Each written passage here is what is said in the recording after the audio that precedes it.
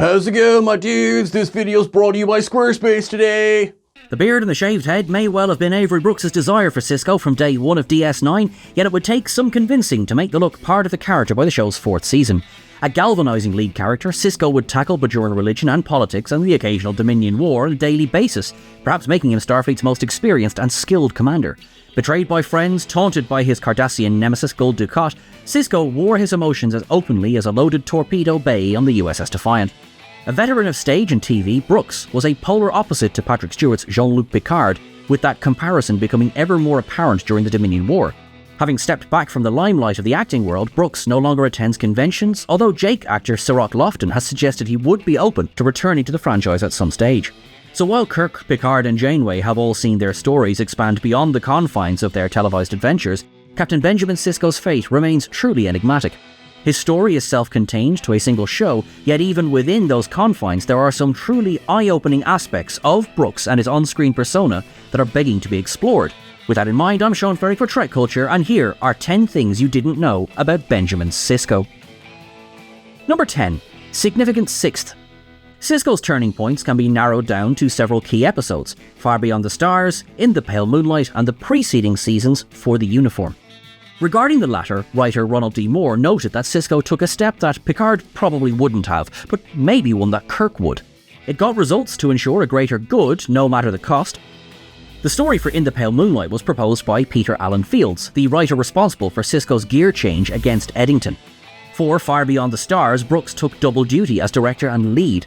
What started as a Jake story morphed into a tale that focused on Ben himself as both the dreamer and the dream, with the topic of 1950s racism front and centre. In the Pale Moonlight also started life as a Jake Sisko story before a substantial rewrite.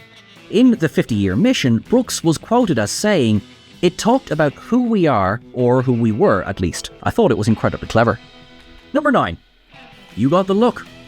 It's not hard to write about Season 4 visual changes that helped influence the development of Benjamin Sisko. Avery Brooks wanted the shaved head and goatee look from the very beginning, and according to Ira Steven Behr in Altman and Gross's 50-year mission, the actor was uncomfortable for the first few seasons. That was so much a part of who Avery was, that look, that persona. I don't know if he was struggling, but I would say that it was when we started writing to Avery and let Avery look like Avery, the character became a much better character. The changes began in Explorers with the arrival of the beard. After 3 years of Brooks pushing for a change, producer Ira Steven Behr was prepared for a battle.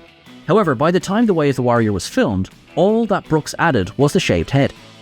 With the actor more comfortable in his appearance and sporting a 4th pip awarded in the 3rd season finale, Sisko has now joined the ranks of Picard and Kirk before him. Number 8. Hes Not Gabriel Bell. September 2024 marked the real-time intersection of our lives with DS9's past tense. During the episode, Sisko takes the place of ill-fated Gabriel Bell when the historical figure is killed in a street brawl. What fans may not know is that the person portraying Bell in the scene is John Lendale Bennett, who was not unfamiliar with Sisko. He was Avery Brooks' stand-in, photo double and stunt double. Bennett had also portrayed Klingon Kozak earlier in the 3rd season, The House of Quark, and would go on to appear as another member of the warrior race in Apocalypse Rising. Bennett had first appeared back in the Next Generation's 2nd season, The Icarus Factor, and was notably used in the desert scenes for DS9's Shadows and Symbols. Bennett would be hit by a taxi in Far Beyond the Stars and stunt double again for Brooks as Sisko in Rocks and Shoals. While he would not portray Sisko in past tense, he would also stand in for Brooks during the fight scene in Culus, where the station commander infamously stated that he was not Picard. Over on Voyager, Bennett acted as Tim Russ's stunt double. Sadly, he passed away at the age of 54 in 2006, suffering a heart attack. Number 7. Hes Not Picard. DS9 offered something new to the franchise in the form of its multitude of character and story arcs. Sisko was initially difficult to write for, and even Avery Brooks considered leaving the show in its early seasons due to the material he was given. Initial seasons attempted to focus on the Bajoran religious arc and position of the Emissary. However, the arrival of the Dominion would alter Sisko's journey. This was represented in the arrival of the bald head, something the producers had avoided to differentiate Sisko from Picard. In Season 2, Sisko became more of a focus for the writers, with Michael Piller leading the charge. In the Deep Space Nine companion, Ira Steven Behr envisaged Sisko as a builder who stays with a project to the finish, while Picard was the explorer, going in, surveying, and making way for those important second contacts. Number 6. Intensity of the Sisko. Avery Brooks' uniqueness on set was well documented. The Delta Flyers podcast welcomed in guests Terry Farrell and Armin Zimmerman to their first DS9 episode, with both adding notes on the actor's line delivery. While his jazz-style approach to dialogue wasn't something either party was used to, Brooks was also known for his total immersion and emotional attachment to scenes. The late Aaron Eisenberg would recount that during filming Heart of Stone, the Sisko actor was very full-on, firmly gripping him as he demanded to know why joining Starfleet was so important for the young Ferengi. While this almost terrified the young actor, he chose to roll with the scene, providing one of Nog's defining moments in the show and a good story for conventions everywhere. During the final confrontation between Dukat and Sisko during What You Leave Behind, the hand-to-hand was so tight that Brooks almost laid out Mark Alaimo, leading to a suspension of filming while the actor was taken to hospital. Altman and Gross's The 50-Year Mission includes reference to a falling out that happened between Brooks and Alexander Siddig. While the book doesn't go into exact details, Siddig does mention how Brooks could get very angry and that everyone would know about it. He had a temper, and I was not going to mess around with that. Number 5. Cisco Lives. Appearing in all 176 episodes of Deep Space Nine puts Avery Brooks and Ben Sisko among the 10 characters with the most appearances in the Star Trek history. Just. He is also the Star Trek lead with the most in-series directing credits at 9, including the seminal Far Beyond the Stars.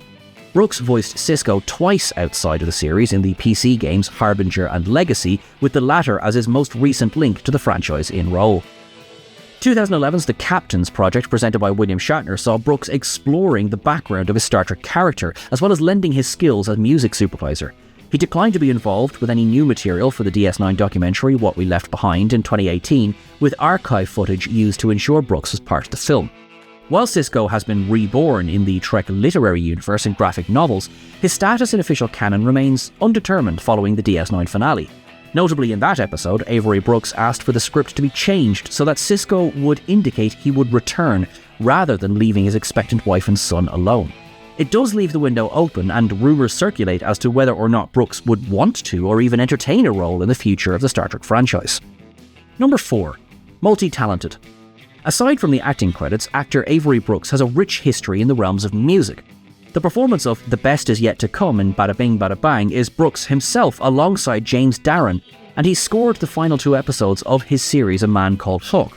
Blessed with a baritone voice, Brooks has produced several albums over the years, digging into his deep love of jazz, which flowed into his portrayal of Sisko right from the start of Emissary. Brooks also directed 9 episodes of the series, which is the same as René Auberjonois, including Season 3's Jevadar episode, The Abandoned, as well as the much-discussed Season 4 Rejoined and Season 5's Ties of Blood and Water.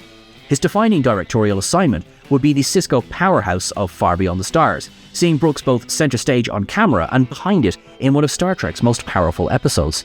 His visual style of directing and confidence were not always welcomed on set. Assistant director B.C. Cameron said in What We Left Behind that she felt Brooks wasn't letting her in on the full vision of the episode when filming Tribunal for the 2nd season. That was also Brooks' first time in the directing chair, while his last was the show's penultimate installment, The Dogs of War.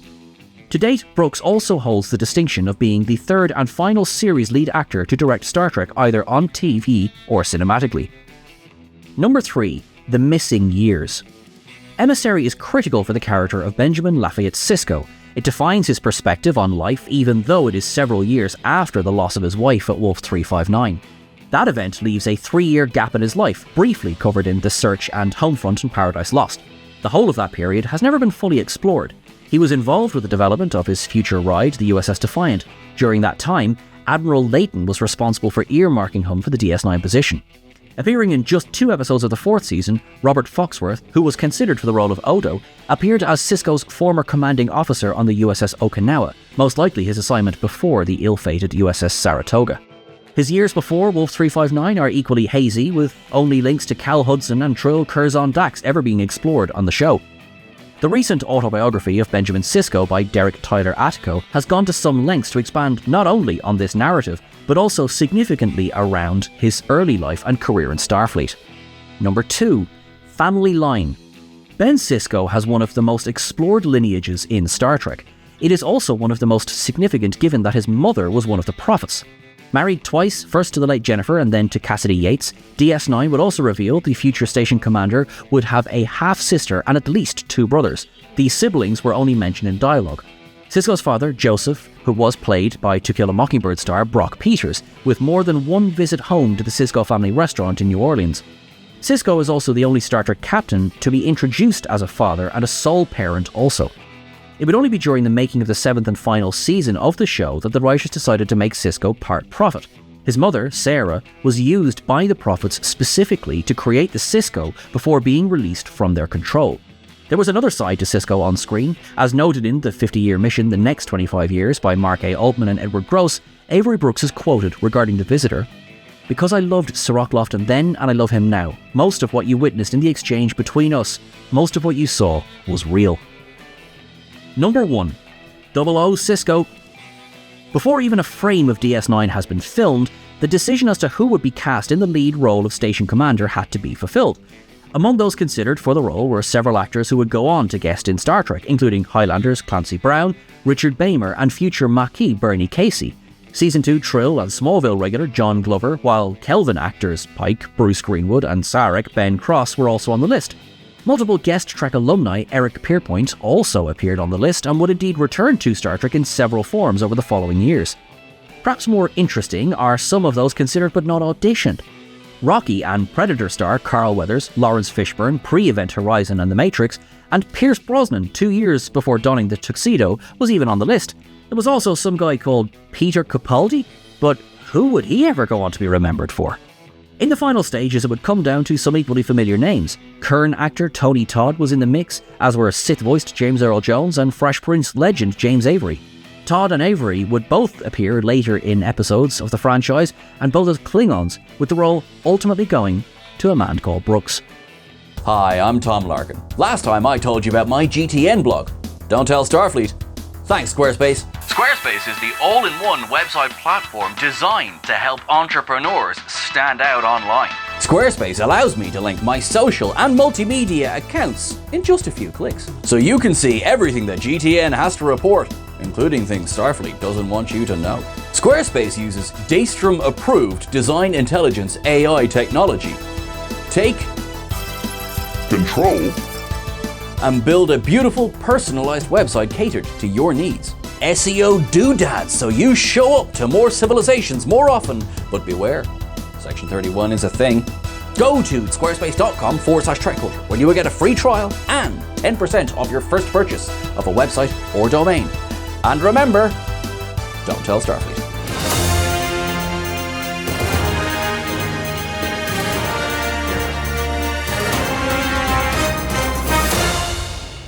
Thank you so much, folks. What did you think? Was there anything here that you didn't know? Do you think you learned anything in this list? Please do let us know. Thank you so much to Clive Burrell, who wrote the article upon which this is based. You can check that out over on whatculture.com. I have been Sean. Please follow me in the various socials at Sean Ferrick. Make sure that you are following at TrekCulture as well. Most importantly, make sure that you are subscribed, you heroes. I will talk to you again soon. Make sure that you live long and prosper because you deserve to. Thank you very much.